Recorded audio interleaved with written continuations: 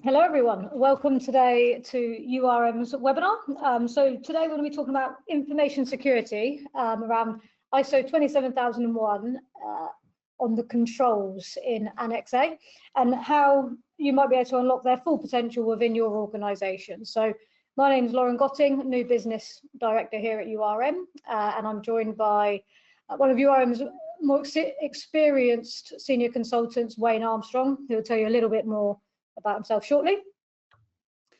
We've pulled together a really good agenda today. So we're going to be talking around the Annex A, what's documented in it, and what is its actual purpose. We'll also cover off the link between Annex A and then ISO 27002, the supporting document.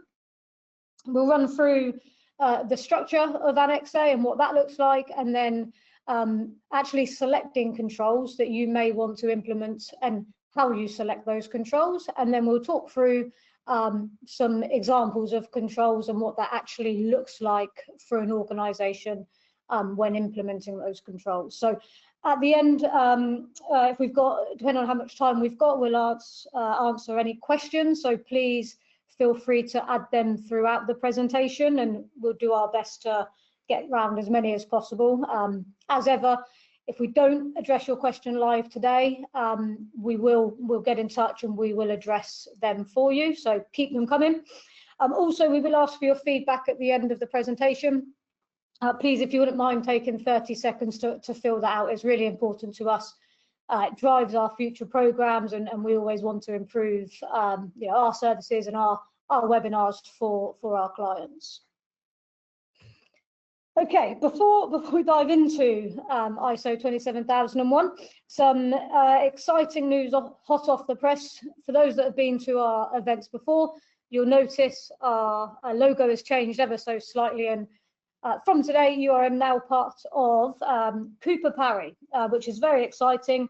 They're the UK's fastest growing professional services company, and URM is pleased to be joining forces with Cooper Parry to offer assurance services moving forward. So that's very exciting.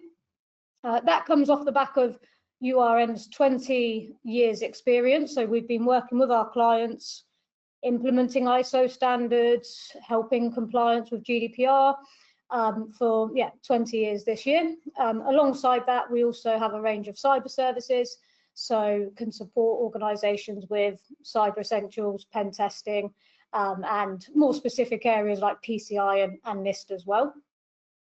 What really sets us apart from the rest is our dedicated team of consultants that have real passion and enthusiasm for working with clients to actually help them more secure, achieve their goals and bring real purpose to projects. And I think that really comes from our team working in operational roles, so have come from experienced positions and then decided to be consultants. So they've got that real world example and can bring that experience to our clients. As an organisation, we practice what we preach. So we are ISO 27001 certified. We are accredited to CREST and Cyber Essentials as well. So security is equally as important for us as it is with our clients. So without further ado, Wayne, welcome. Thanks. Good morning. Just to introduce myself a little bit, just to sort of give you an idea of where I've come from, and to sort of back up what Lauren's just been saying about the sorts of people that work for URM, the different consultants that we've got and their backgrounds. I'm kind of an example of that. So I've been in the information security industry since 2001. Previous to that, I had 10 years experience of doing network support as well. So I've got an IT background. And I've been on both sides of the fence in terms of consultancy. So I've been at URM as a consultant for 13 years. But previously has been head of information security for a couple of different organisations, which were both certified to 27001 as well as being PCI compliant. I help organisations implement 27001 based management systems. I'm a lead auditor for 27001. I'm a QSA for PCI and various other things as well. Tend to specialise in things like risk management, and I also teach a couple of training courses as well that we deliver. So yeah, quite a varied background. Brilliant. Thanks, Wayne. Thanks for taking the time out of your diary to come down. Wayne, before we dive in, obviously we're talking about security here in ISO. Your IT background's quite interesting. Has there always been a big lean on IT from security and general information security? Is it an IT problem? It's one of the big misconceptions, I think. It's always been, by organisations, I tend to find that one of the first things they jump to is the IT problem, as it were.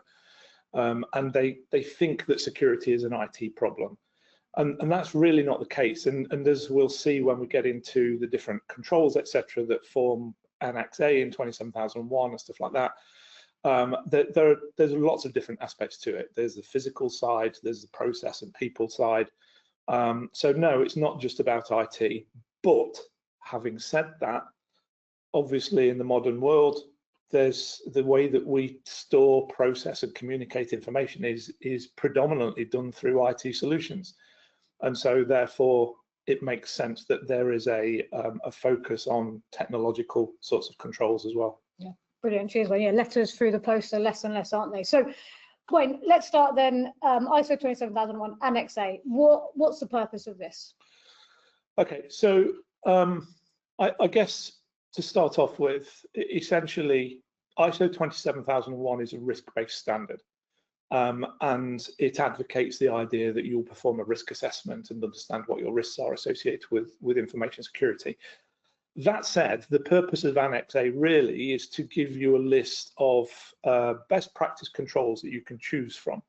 And these controls are discretionary, so you pick and choose them as you see fit, depending upon what your purpose is.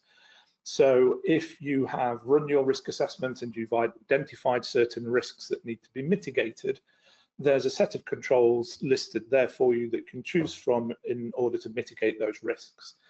ISO 27001 in the management system side, in clause 6, it says as a minimum you must consider all of the controls in Annex A, but it is not mandatory to implement them all. It's only mandatory to consider them all. So you pick and choose the ones that are appropriate.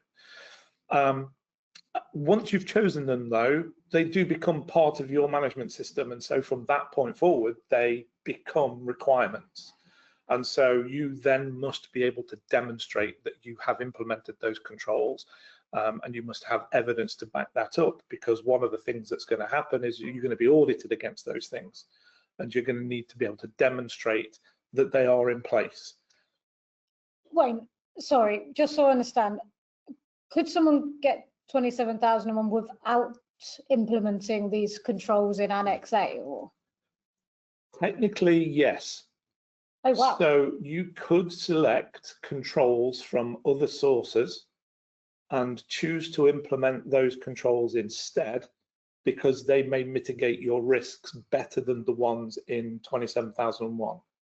So technically, yes. However, in practice, you would probably find that really difficult to do, because there are some controls in there that you would consider to be what we call baseline controls, which are the sorts of controls that, well, why wouldn't you do it? Yeah. You know, so why wouldn't you put locks on doors, and why wouldn't you monitor security? Why wouldn't you do background screening for personnel? Why wouldn't you put a firewall in place if you are a Windows house that's connected to the internet, etc. Plus, also, there are some controls that overlap with the management system. So, for example, the mandatory side of the management system says that you should do internal audits, yeah? But there's also a control in Annex A that's called independent review, which is essentially internal audits and other kinds of audits. The reason for that is because Annex A, and probably more correctly, it's the sister standard of 27001, which is ISO 27002, can be used standalone, literally just as a list of best practice controls to implement, one of which obviously would be internal audit. So and those organizations may not have a management system that requires them to do internal audits. So technically, yes, but practically, probably not. Okay, that makes sense. Thanks, Wayne. And just to finish off these thoughts in terms of what it's for, the last couple of bullets in there, once you've chosen the necessary controls to mitigate your risks, there's a couple of mandatory documents that you need to put in place, one of which describes which controls you've chosen. So that's your statement of applicability. It's literally a list of the 93 controls in the standard. It tells you which ones you've chosen, which ones you've decided not to choose, and you need to provide a justification for including them or not. And then finally, you would need a risk treatment plan that says, well, okay, I've got this list of risks. What am I going to do about it? And where you've chosen to take action to mitigate certain risks, then that's your link to your statement of applicability and what controls are relevant to each of the risks, etc. Okay, fantastic, brilliant. So when the link between, you've mentioned there 27002, obviously we're discussing Annex A, so how do they link up?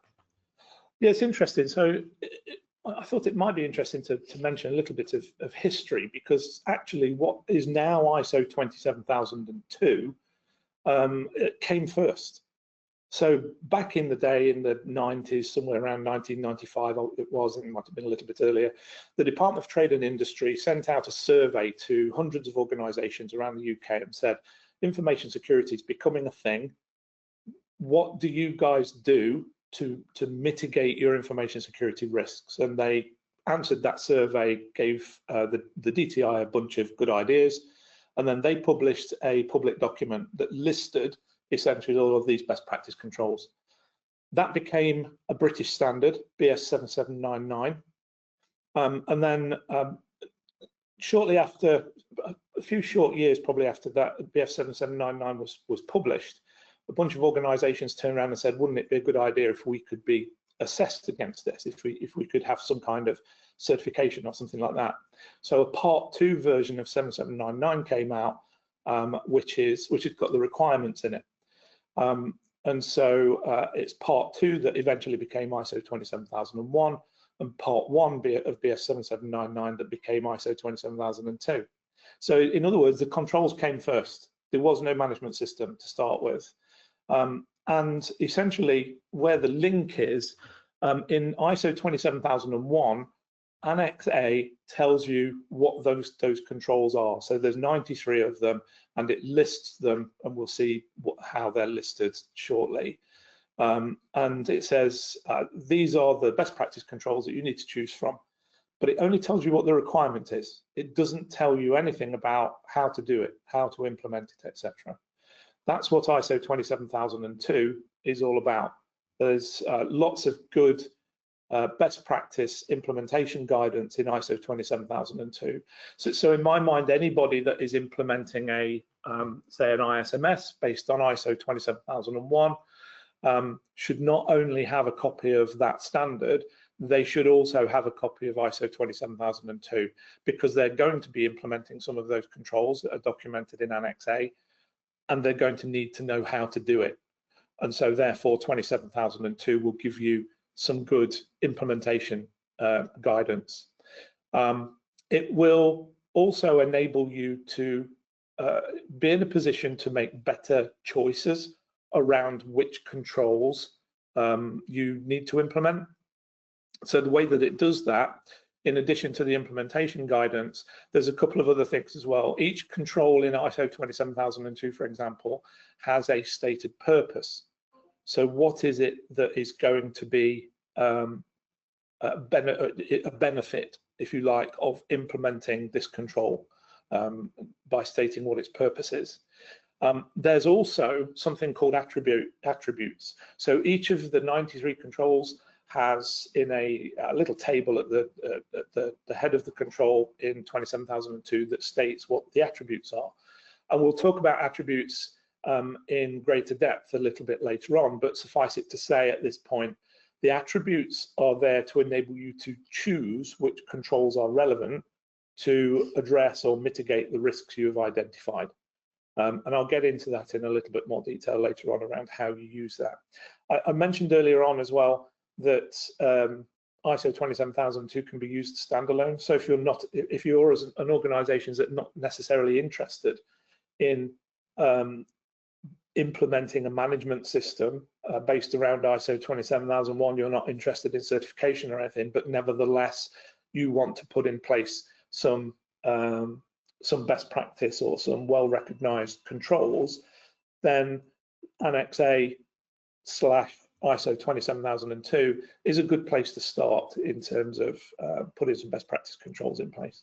So on that point, Wayne, if an organisation actually just wanted to be more secure, there was no requirement to certify, they didn't want to go, they didn't want to pay for audit costs and all of that sort of stuff, 27002, get that document and use that really, and that put you in a good spot. Yeah, definitely. So I've spoken to a number of organisations in the past that have said, where is a good place to start in terms of choosing controls that I know will be beneficial to my organisation without going through, like you say, the costs and the effort of putting a management system in place. So I always say 27002 is a good starting point. There are other places as well, but 27002 is a good list of controls that you could use as a starting point to ensure that you've got best practice in place, basically. Okay, and just to confirm, before we move off this slide, so just to confirm, everything in Annex A of 27001 is covered and then some in 27002. 27002 hasn't got anything different really from Annex A. It's just almost a mirror document with more guidance, support, information on it. Correct. Yeah? And it is only about the controls as well. So there's no reference at all to the management system side in 27002. It's literally a mirror of Annex A, but as you just put it, and then some. Yeah.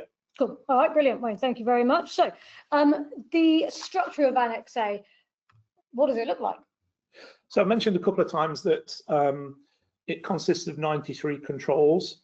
So we keep mentioning, actually, within our organisation and with clients as well, we talk about the new version of the standard, but it's actually been out now since 2022. And so it's now 3 years old, but there's 93 controls in the current version of the standard. The old version, which is the 2013 version, is going to be shelved this month. So organisations should now be in a position where they have transitioned from the 2013 version to the 20. Quick. Yeah, it has, isn't it? Yeah. So any organisations that still have a 2013 based management system that is certified, then you should have really already transitioned, but you've got very little time now to transition to the new version. So now the structure of Annex A has changed. So previously in the 2013 version, it had I think 14 different themes and covered things like, HR security, physical and environmental security, network security, operational security, and various others. Now it's been split into 4 themes. So we have organizational controls, which there are 37 controls in that first section, which is Section 5. Confusingly, it calls it Clause 5 in Annex A. I say confusingly because we refer to the clauses in the management system element of 27001. But there are 37 controls, and they're the sorts of things that, if you consider sort of administrative or things that people do, following policy, following processes and procedures, that kind of thing. I've put a few examples on there of the sorts of controls that exist within the organizational section. So segregation of duties, threat intelligence, the responsibilities of management to ensure that controls are followed, etc. Project management, how is information security included within that? And there's a bunch of others as well. Then we've got the people controls. There are 8 people controls. So it covers probably the fairly obvious things such as background screening and terms and conditions of employment. There's a disciplinary process in there, training and awareness, etc. We've got 14 controls in the physical part, which is Clause 7. That talks about physical perimeters and getting through doors, which the physical entry piece. Clear desk and clear screen policy, so locking away your documents at night and things like that. Cabling security and a bunch of other physical sorts of controls. And then you've got 34 controls in the technological side, so such as the standard things such as access restrictions and data masking, backups, anti-malware and that kind of stuff. And if you look at the way that the controls are distributed, it gives you an idea based on your first question around, is it all about IT? Well, no, clearly not, because out of the 93 controls, only 34 of them are technological. I'd have thought the technological controls would have had the highest number, so it does surprise me that the organisational is the most. Yeah. Very good. And with these themes, Wayne, do you have to have controls from each of the different themes, or if you're a tech company, would you only focus on tech? Yeah, so it depends really. So the answer to your question is no, because again, you asked the question earlier on. Could you certify, for example, without including any of the controls? I'd say, well, technically yes, practically no. So no, that kind of follows that there are no controls out of the 93 that are mandatory to implement. There are some that you'll find it difficult to get away from, but no, you wouldn't have to choose any from any particular theme. Okay. Would you recommend, though, covering all themes? Well, certainly so the standard in clause 6 when you do the risk management stuff says you've got to consider all 93, and we would always advocate that you consider all 93. But one of the things that is something that we talk about quite a lot when we're helping organisations implement the standard, is this thing about defence in depth. So the idea being that you look for a combination of controls to mitigate a particular risk.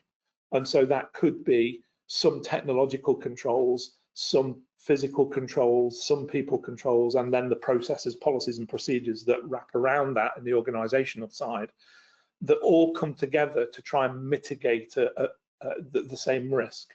And so it gives you this defense in depth and enables you to defend against a number of different attack vectors, be that physical or technological or whatever. And so, yes, I would say that it's worth at least looking for those combinations, even if you end up in a place where you don't implement them, but at least go looking for them. Yeah. That's something I suppose that can mature over time. And before we move on from this slide, I am keen to get your opinion on 93 controls. There's not thousands of them. Do you think there's any controls that are missing, or? Yeah, so interesting. So because the 93 controls are really a starting point. And as I've said, the 27002 gives you lots of implementation guidance. And so what you could do really, I suppose, is you could break down the implementation guidance and call them additional controls, if you like, other things to do along the same kind of subject. But as I've said, Annex A is the starting point. It's not the be all and end all of security controls. There are other sources of controls. And again, in clause 6 in the management system side of the standard, it implies that you should go looking elsewhere for other controls as well. And the other thing to think about as well is that in terms of standards by their nature and by their design don't change very often. And so if you think about, I mentioned a few moments ago, the old version of the standard was issued in 2013. The current version was issued in 2022. So there's a 9-year gap between versions. And we know in terms of technology, for instance, things move on so rapidly that already there are obvious things that are missing in terms of at least things to think about when it comes to the way that we operate now. The biggest by far at the moment that everybody is considering is artificial intelligence. The use of AI. It's not mentioned at all anywhere in the standard because it became a big thing after this version was published. And so it's probably not going to appear for another several years. And so therefore organizations should be using this as a starting point and sort of saying, okay, but what else can we do? Let's go looking for other things that we could do. And there's phishing, for example, not specifically mentioned in the standard, but it's a big thing. Yeah. So yeah, it's like one of the biggest causes, isn't it? Yeah, definitely. Yeah. So there are things that are already missing, even though it's only been out a couple of years. That's really interesting. Thank you, Wayne. Okay, so continuing on with the structure, then attributes. Can you give us a bit more insight into attributes? Yeah, so the idea of attributes is to enable you to identify suitable controls to implement for particular purposes. And one of the ways that you could do that is by saying, okay, well, what is it I'm trying to achieve? So this slide is quite dense because what I've done is taken the information out of ISO 27002 that talks about attributes. Attributes don't appear, by the way, in 27001. You don't have to do this. This is just additional helpful information around how to choose controls from 27002. So as you can see there in the control type one, there are 3 attributes: preventive, detective, corrective. So if I identify a particular risk and I say, well, I want to prevent that risk from materializing, I can go through the standard and look at all of the controls that have the attribute of preventive. So that shortens the list. Yeah. I could also then say, well, I'm interested in preventing risks from materializing that lead to a breach of confidentiality. So then I can mix preventive and confidentiality related attributes together, thereby shortening the list even further, and so on and so on. I can mix and match these different attributes in terms of what is it I'm trying to achieve, until I end up with maybe 5 or 6 to choose from, and then I look and say, well, okay, which ones best fit with what I'm trying to do? Do I have the capability? Do I have the budget? Do I have the expertise? Blah, blah, blah. And then I can implement those controls. So it's almost like a filtering system as such.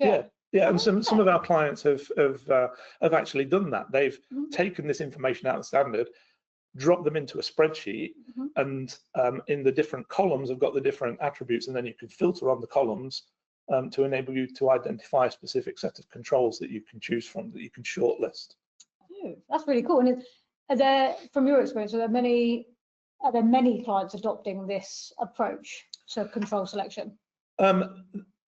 That's a difficult question to answer. Yeah. And the reason I say that is because most of the clients that we tend to be exposed to are looking to implement ISO 27001 as a management system and seek certification, etc., etc. And one of the things that the management system requires is a risk assessment process. Yeah. And a lot of organizations already have a risk assessment process that enables them to choose appropriate controls. However, if you're in a position where you're designing your risk assessment process, why not include the attributes in terms of mitigation of risks in order to choose appropriate controls, etc.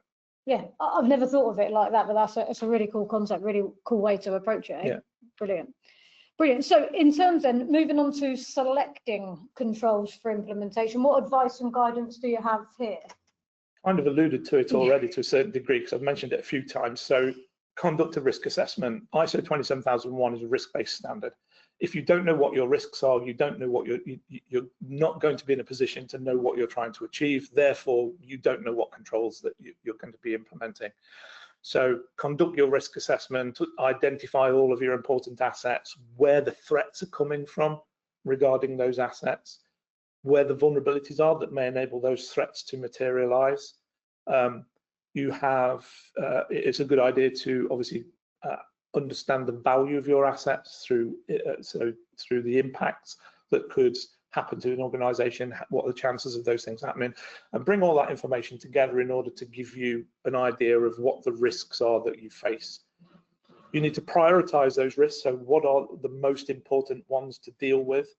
A lot of that will come from the impact or likelihood information. Is it that the organization is going to be impacted very heavily if this risk materializes, in which case that might be my priority? Or is it that it's going to be happening every 5 minutes because the likelihood is so high, so I'm going to address that because that will address the wasted resource that we're always using for firefighting, etc. So prioritize your risks, determine what you need to do, and then select the controls based on those objectives using the attributes maybe. By the way, in terms of the attributes, there's 5 or 6 sets of different types of attributes, as we've just seen on the previous slide. There's no reason why you can't invent your own attributes. So you could, if you're a particular type of organization, you could maybe filter the controls, to use your example, filter the controls in a different way that suits your type of organisation to identify controls that fit in with you. So you could make your own up, and I mentioned mixing and matching attributes as necessary, and don't forget the defence in depth thing. Okay, brilliant. When we've got a question come in around risk handling that I'll throw to you now, if that's okay. So if a company is redoing its risk handling process, is it better to get the risk process in place first, to do 27001 first, which will then steer the implementation project? Yes, I would say yes. As I've mentioned, the standard itself is risk-based. Unless you understand what your risks are, you may miss things in terms of implementing the correct set of controls, or you may even implement controls that perhaps aren't necessary, thereby wasting resources. So get your risk assessment methodology sorted out first, how you're going to go about choosing risks. Important things such as what are my most important assets? What is my risk appetite? You know, what type of risk and how much risk am I willing to accept?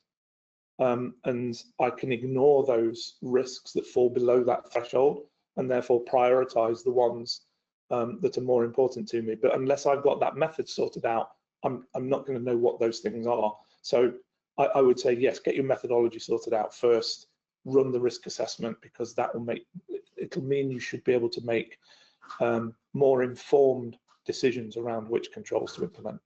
Okay. One question from me, Wayne, something I talk a lot about with clients. Obviously, the business determines their risk appetite, you know, what they want to do with their risk. Is there a threshold a certification body would like to see and accept, you know, to be certified? So someone, I don't know, done a risk assessment, they've got 30 red risks, you know, really high risk, and they say, actually, we're going to accept all of those. You know, we'll look at them again in 3 months' time. Would the certification body accept that, you know, because they've understood the risk and they're putting plans in place for the future? Or is there a certain threshold that, in your experience, wouldn't sort of fly with a certification body? So not necessarily a particular threshold, but it comes back to that methodology. And part of that methodology is ensuring that you've got appropriate processes in place with regard to the acceptance of risk. So if I've got 30 odd red risks and I want to accept them all, well, okay, fine, but why are you accepting them? What are the reasons that you can't do anything about them? And if those reasons are valid, i.e. I don't have the budget, or the controls we'd like to implement are illegal in the jurisdiction where it would be most beneficial. Valid reasons why I can't do a certain thing, then it may be okay to accept those risks. Providing the organisation is in a position where it can say, we have made an informed decision at an appropriate level, and with risks such as you described, it's likely to be at the very top, the board level, that kind of thing, where they're accepting those kinds of risks. And there are valid reasons why I've accepted the risk, then the assessor has got no say in whether or not that's appropriate. But they would challenge to say, why is that a good idea? Have you got the method in place? Does it make sense? Etc. etc. Okay. Yeah. Brilliant. Thank you, Wayne. It's a good answer. Thank you. So control examples in practice. So during this next session, you've picked a few controls that we're going to just dive into in a bit more detail. Yeah, it's only one control per theme, really, to give you an idea of the sorts of things that you would see in Annex A compared to 27001, for example, and why I think it's a good idea to look at 27002 and understand what the implementation guidance is, because there could be some good things in there that you may miss otherwise. So from the organisational controls set, I've chosen threat intelligence. This is one of the new controls that was added in the 2022 version. And the control says information relating to information security threats should be collected and analysed to produce threat intelligence. Notice it doesn't say you're collecting threat intelligence. You're collecting information about threats and then turning that into intelligence, because it doesn't become intelligence until you've determined to what extent it applies to you, where it applies, and whether I need to do anything about it. There may be threats out there that we face that actually have no consequences, and so therefore we don't care. It's the ones that we do care about that would become threat intelligence. I've included the purpose there. So this is about providing awareness to the organisation around the threat environment so that appropriate mitigation actions can be taken. It talks about gathering threats at different levels, so the strategic, tactical and operational level. So the strategic thing would be about the general threat landscape, what threats are out there at the moment. The tactical level would be, well, okay, which ones of those apply to my type of organisation? And then the operational level is what things specifically are targeted to my organisation. So based on incidents that have happened to other organisations similar to mine, or even information gathered during incident management processes within the organisation. So it's very targeted. And once I've got all of that information, I can analyse it, determine to what extent it's going to impact me, and then make informed decisions around what's the best thing to do about it. In other words, take action. Okay, and well, obviously we've got a few of these to go through. So which words here are in Annex A and which words are in 27,002? Okay, so the top half essentially is you will see in Annex A, so Clause 5, organisational controls, Control 5.7, threat intelligence, where it says control and the words that come after control, they're all in Annex A, except that where I've written information related to information security threats should be collected, that's out of 27,002. In Annex A, it says shall be collected. In other words, it becomes a requirement. It's an instruction as opposed to a best practice guidance. And if you remember what I said earlier on, once you've adopted the control into your ISMS, listed it in your SOA as being applicable, it becomes a requirement, and so should turns to shall. Right. Okay. And the rest of it is out of ISO 27002. Yeah. So purpose and below is 27,002, and that's the additional information. that standard brings. And to be clear, that's only a very small extract, and I'm paraphrasing a lot of that. There's a lot more information in there than what's on the screen. Yeah. Brilliant. Thanks, Wayne. Okay. People controls. Yeah, so I've chosen background screening. I'll read the control out, but I think this is fairly straightforward. It gives you an example of what people controls we're talking about. So the control is background verification checks on all candidates to become personnel should be carried out prior to joining the organisation and on an ongoing basis. That's one thing that organisations might miss and is new to the guidance in this version of the standard. Taking into consideration applicable laws, regulations and ethics, and be proportional to the business requirements of classification of information to be accessed and the perceived risks. So there's a lot of wiggle room there for organisations in terms of, well, what background checks do I need to do? Well, consider the role, consider the information that they're going to be accessing. What's the risk, basically? The lower the risk, the less checks you need to do. The higher the risk, then you probably need to do more checks. So, for example, if you're putting somebody in a position of doing cash handling, maybe you want to do a finance background check, and that kind of thing. And as you can see from, I'm not going to read all the purpose stuff out, but it gives you an idea of the sorts of checks that 27,002 says you should consider. It also says at the bottom, be mindful of local legislation. Can you expand on that? What's meant by that? Yeah, so local legislation is the legislation that exists within the jurisdiction within which you're operating. So, for example, in the UK, we can perform certain types of background check, criminal background checks, financial background checks, things like that. In other countries, those things may not be allowed, or may be done in lots of different ways. And so you would need to be mindful of what their legislation is. UK legislation only applies in the UK. If I'm doing this in the US, then I need to be aware of what the US laws are and in other jurisdictions. Right. Okay. No, that makes sense. Fantastic. Thank you, Wayne. Okay, moving on to physical controls. And yeah, another example. I mean, all of the physical controls are fairly typical, and I think most people tend to understand what physical controls are all about. Clear desk and clear screen is the one I've chosen. So clear desk rules for papers and removable storage media, and clear screen rules for information processing facilities should be defined and appropriately enforced. So in other words, ensure that information on paper, for example, doesn't get left lying around on desks when the desk is left unattended. Make sure it's locked away, stuff like that. With regard to screen rules and information processing facilities. Information processing facilities just means anything I use to process information. So it could be a laptop, a desktop, a mobile phone, anything really. So don't leave your mobile phone lying around. Don't leave your screen unlocked. Don't position it in such a way that people can see what you're doing through a window and that kind of stuff. And as you can see there, we've listed some of the best practice sort of guidance out of 27002. And again, I would recommend go to 27002 and have a good read of what it talks about, because there may be things in there that you've not considered.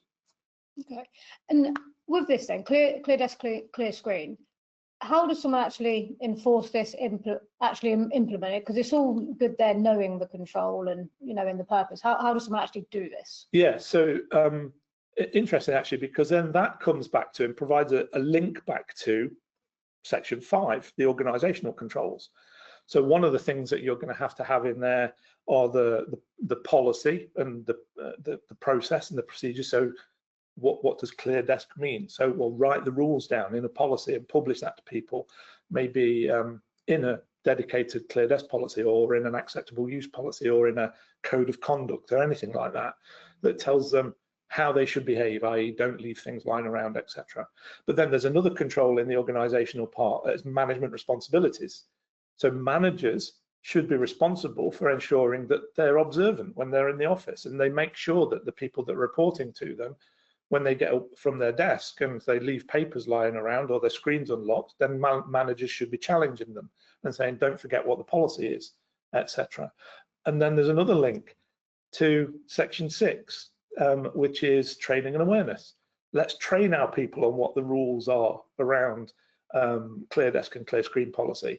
So these things are not implemented in isolation. And when we talked earlier on about linking controls together and defense in depth and things like that, it's a good example of where you can sort of take controls from different parts of the standard in order to mitigate essentially risks associated with people making mistakes, i.e. leaving things lying around. Let's have policies, let's have training, let's have management running around, etc. Is that the auto lock as well? Is that why? Yeah. If I sit for too long. Also a technological control. Yeah, well spotted. So again, we're going to have screens timing out. So if somebody does make a mistake, there's only a small window of opportunity for something to go wrong because the technology takes over. Yeah, defense in depth. Yeah. Okay. Brilliant. Thanks for confirming that. Okay. Technological controls. Which one are we going to be talking about? So I've put DLP on here. So data leakage prevention. So this is another example of a new control that's been added in the 2022 version of the standard. And this is all about ensuring that sensitive information or confidential information doesn't leak out of the organization or isn't exposed outside of the organization. And then obviously that could lead to data breaches, etc. And as far as the best practice guidance is concerned, it talks about doing 2 or 3 different things. So one of the things is, well, I've got to identify what the information is in the first place that I want to prevent leaking. So personal information, I don't want that to leak. Credit card information, if there is any, I don't want that to leak. Commercial, business sensitive information, I don't want that to leak. So we need to identify what the information is that we're trying to prevent from unauthorized access or leakage. Then also I've got to sort of say, well, okay, if I take those things into consideration, I've also got to think about, well, how could those things possibly leak? So think about all of the communication channels, not just the ones that you use day to day for business purposes, but all of the other things that people might be using, even if not necessarily authorized. So it's not just about email and it's not just about Teams meetings, etc. What about the use of WhatsApp and social media and file transfer mechanisms and Dropbox and all of these different places where information can be communicated? So I've identified the information that I need to prevent leaking. I need to identify the places where it could possibly leak, and then I need to put processes in place to be able to monitor those channels in order to identify if information is about to leak and then do something about it, either alert or prevent it through technological means or whatever. Is this like an inside threat, or is this? Yes, essentially, because a lot of it will come down to people again making mistakes around sending information out over a channel that isn't authorized or that could lead to unauthorized access. So particularly using chat apps and things like that that people may be able to get access to that wouldn't be allowed on our corporate network, for example. Yeah. So yeah. And does this align with like information classification? Because in my mind they seem similar. Yeah, definitely. So, I mean, that's where I would start in terms of identifying what the information is that I want to prevent leaking. Go back to your risk assessment. When you do your risk assessments, by the way, I probably didn't mention it specifically earlier on, but when you're looking at the impact values for your information assets, you should have 3 different values. One associated with confidentiality breaches, one associated with integrity breaches, and another associated with availability. So what I'm going to be looking for is all of the high impact scores for confidentiality type breaches. So those assets that I want to protect in terms of breach of confidentiality. So all of the ones that score high, that's where I'm going to start. And obviously off the back of that type or category of information, I'll then looking for specific examples of information, certain types of reports or whatever. Fantastic. You sound fairly experienced, Wade. You've obviously done this a few times. I've spoken about it a number of times, and I've seen how different organisations are doing it. So yeah. Sensible approach, though. Yeah. One question I do have here. So there's a fear with ISO 27001 policies, processes. Everyone's going to drown in paperwork. Obviously, there's 93 controls. You've mentioned clear desk, clear screen policy. Do organisations need to have a policy for every control? So, do you need a data leakage prevention policy and then another policy for screening? Is that the sort of paperwork that's needed? Maybe. Yeah. It really depends on the organisation. Okay. So would there be a benefit for putting a policy in place? If the answer is yes, then put a policy in place. There are certain controls in the standard that talk about a documented procedure. The language has been changed actually in the guidance for the 2022 version because it talks about having a subject-specific policy. So rather than in the previous version where it would say, oh, you need to have an access control policy, for example, now it says in the guidance, it doesn't say access control policy, it says a subject-specific policy. The reason being that they don't want to imply that you have to have a document called an access control policy. You don't. You can call it what you like. And I mentioned earlier on that some of the things like your clear desk policy, for example, you may have a separate clear desk and clear screen policy, but it may be in your acceptable use policy. You may not have an acceptable use policy. It may be in your code of conduct. It doesn't really matter what the document is and what it's called, as long as it serves a purpose. And if that purpose is, well, I need to communicate what the rules are to everybody, then yes, you need to document it somewhere and you need to publish that and train it and communicate it, etc. Okay.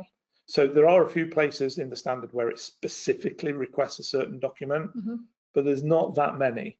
And even in the control that talks about documented operating procedures, the control requires the organization to determine where that would be a benefit and put those procedures in place. It doesn't say you have to have a procedure for everything. Okay, that's really useful. I think for a lot of like SMEs as well, the fact that you don't want to be drowning in paperwork. Yeah, they could have a document that covers multiple controls, for example, if they're in the right subject area. I mean, if you sort of going back to the day when I was doing IT and there was less technology around and things like that, we would have lots of documented processes and procedures, and they'd be in a ring binder gathering dust on a shelf because they're never used. If you consider the procedure, for example, to be that, okay, I'll write one, but nobody's ever going to read it, then you probably don't need to write one, unless the standard specifically says you have to. Perfect. Wayne, thank you very much. So we have some questions coming in, so we'll work through as many as we can in the time we've got. And as I said, if we don't get to them all, please keep them coming. We will address them offline. So So one of the questions we've got here is around the statement of applicability. Does the SOA only list chosen Annex A controls or clauses as well? So it depends what you mean by clauses, but generally when I refer to clauses, I mean the management system clauses. So, you know, context and management support and policy and all of that. So the clauses from that point of view, no, it is only a list of controls. So it lists the 93 Annex A controls. The minimum information that needs to be included is the list of controls in the first place, an indication as to whether or not it is implemented. So a yes or no box, maybe you do this in a spreadsheet, something like that. And then you need a justification. And for every control, whether or not it's implemented, must have a justification. So it's a justification for its inclusion. Mm-hmm. And normally what I would recommend is, well, okay, link that to the threats you've identified. You've done a risk assessment. Sorry, the risks that I've identified. Mm-hmm. You've done a risk assessment. If you've got a list of risks, give them an ID number. Yeah. And then in your justification column for the controls, all of the controls that are being used to mitigate that particular risk in the justification column say used to mitigate risk ID such and such, and that will be your mitigation for inclusion. Okay. You also need a mitigation, a justification, justification for exclusion. So if I've decided I'm not going to do this particular control, you need to have a justification that says why. So for example, the controls around development, so access to source code. Well, I don't have any source code because I don't do any development, etc. Well, clearly there's no source code existing in that organization. Yeah. That would be a justification for excluding that control. So yeah, list all 93, say whether or not it's in place and state why. Brilliant, thank you very much, Wayne. And another question we've got here around controls, and I think this relates quite nicely back to, you know, going above and beyond 27002. So in regards to 2717 and 27018, the cloud controls, would it be recommended to implement them at the same time as certifying to 27001, or doing 27001 first, then doing the others? I'm not sure there's a right or wrong answer to that. It really depends on the organization. It probably, if you're in a position to do so, it probably makes sense to do it all at the same time. Having said that, that obviously makes the undertaking that much greater, mm-hmm. and will require more resources and maybe more time, etc., etc. Mm-hmm. So yeah, it probably makes sense to do it at the same time if you can, because one of the reasons is that both standards will provide additional guidance for certain controls that already exist in Annex A. So you could incorporate that additional guidance into the way that you implement the control in the first place, rather than trying to bolt it on afterwards. Mm-hmm. They don't add that many new controls. So I don't know, I'm a bit conflicted. It depends on the organization. Yeah. And usually it makes sense to do it as part of the overall process rather than bolt it on afterwards. It tends to be more efficient that way, yeah. Perhaps cheaper as well than trying to bolt it on later. Yeah, there's not really a right or wrong answer, I don't think. No, that's fair. Anyone that might not have come across 27017 and 18, they're an additional set of controls that focus on cloud security, and then so that's 27017, and the 18 is personal information in the cloud as well. So that's like an additional set of controls specific for cloud. The interesting one about the cloud security piece is that it looks at controls from two different points of view. So one is based upon whether or not you're a cloud service customer, mm-hmm. and the other one is based around whether or not you're a cloud service provider. And so it's useful to understand both sides of the fence. So if there's certain controls that the cloud service customer needs to have in place, then the cloud service provider needs to know that, because then it can address its customers' needs better. And also, if there's certain controls that the cloud service provider needs to have in place, that's good information for the customer, because then they can ask those questions of cloud service providers that they're looking to use as part of their due diligence set, etc. Okay, brilliant. Thanks, Wayne. I think we've got time for one more question. Okay. So this question relates to the selection of Annex A controls. Within larger organisations, controls selected may be applied on a tiered risk-based approach. I.e. some controls can be used as a baseline for all systems, others may be applied to a subset of systems. Any advice on conveying that on an SOA? Again, I would always just come back to risk and say, I mean, you do it in the justification column, and you would say within the justification column, this control has been implemented to address this risk ID. If that risk ID is associated with the specific piece rather than the general piece, then that's all you would need to do. If it doesn't, then in the justification column, I would add a bit and say this control is specifically required to address the risk of X materializing against application Y, or something along those lines. Okay, fantastic. Hopefully that was helpful. If anyone's got any other questions, please ask, and we'll get round. And if you're really lucky, you might get some time on the phone with Wayne. Hey, you never know. Yeah. If you're really lucky. If you're really lucky, yeah. Brilliant. So just before we finish, I'm mindful of the time there. So as a thank you for attending our webinar, we have put some offers together that may help with your ISO and your control security journey. So we're offering a 3-day. It's a gap analysis, so the output of that is a report highlighting where you have the current Annex A controls in place, where they might be in place but need a little bit of tweaking, and where you don't have the control at all. So you get a report off the back of that. For more detailed, in-depth questions around actually implementing Annex A into your organisation, we're offering a half-day workshop for that, and also we have a training course, and as an attendee of the webinar, there's a 50% reduction off that training course. So if any of those offers will be beneficial or of interest, please just register your interest on the feedback form, and we'll get in touch to just pick those conversations up and discuss convenient dates and times for you. Some future events in October, we're really running through the year now, so later this month we're looking beyond ISO 27001 and diving into the world of DORA and NIS2. And then in November, so 12th of November, we're going back to how to achieve ISO 27001. So both of those are free events. Please do register if they are of interest, or if anyone you know or work with, if it interests them, please feel free to share the invitation. I will ask again, please complete your feedback form. Your feedback is really important and valuable to us to shape our webinar program and make sure we're always improving and giving you, as our attendees, useful information of what you're after.